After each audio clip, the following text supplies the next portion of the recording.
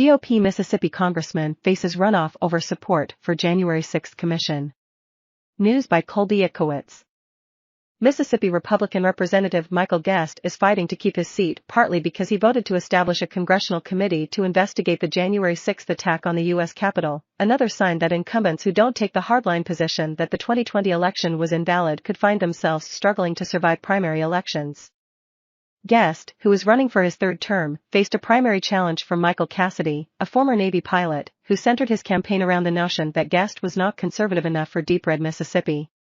Cassidy narrowly beat Guest in Tuesday's primary, but neither received more than 50% of the vote, forcing them into a head-to-head runoff on June 28.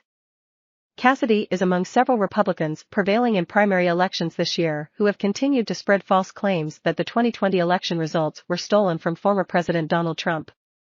In Ohio, J.R. Majewski, who attended the January 6 Stop the Steal rally and who has ties to the QAnon conspiracy theory, beat out 3 Republicans in a congressional primary.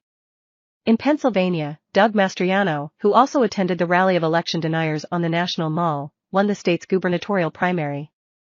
Guest was among the 147 Republicans who, after the January 6 attack, voted against certifying President Biden's victory. A month later, he signed an amicus brief in support of a lawsuit challenging the 2020 results. Most recently, he co-sponsored the Women's Bill of Rights resolution to define sex as a person's biological sex, an attempt to weaken rights for transgender women, which he said is needed as the radical left continues to push a woke ideology on women. But to Cassidy, Guest's decision to join 34 other House Republicans to set up a special commission to review the activities surrounding the January 6 Capitol attack was an unforgivable act of disloyalty. Neither Cassidy nor Guest immediately responded to requests for comment on the race. In a local news interview a week ago, Cassidy attacked Guest over his support for the January 6 committee, which begins its public hearings on Thursday. It is the capstone of the Democratic witch hunt of Trump and the Republican Party.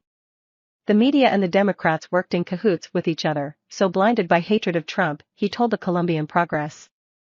Former Trump advisor Stephen K. Bannon interviewed Cassidy on Wednesday for his War Room show, a popular platform for the Make America Great Again movement.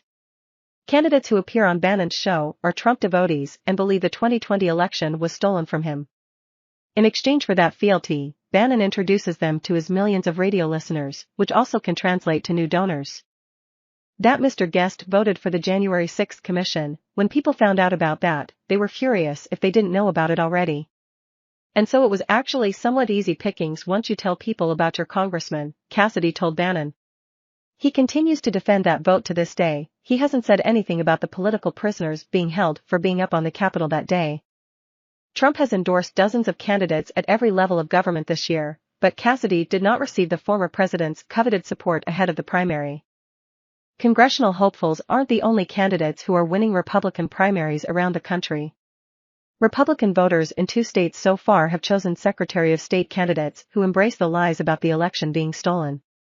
If elected, they would have direct oversight of their state's elections. Audrey Trujillo, who ran unopposed in the New Mexico primary Tuesday, has been vocal in her baseless criticisms of the 2020 results. Last month, the Michigan Republican Party voted to advance Kristina Karamo as their nominee. The state doesn't have primary elections for down-ballot races to be Secretary of State. Karamo has also spread unfounded claims of widespread voter fraud in the 2020 election. Not all Republicans who have bucked Trump have lost their elections. On Tuesday in South Dakota, Representative Dusty Johnson, who voted both to certify Biden's election win and for the creation of the January 6 committee, beat back a primary challenge. Most Republican candidates have tried to prove their loyalty to Trump regardless of whether they had his support. Guest pinned a 2020 tweet at the top of his Twitter feed thanking Trump for his endorsement, which at a quick glance could be mistaken as current support.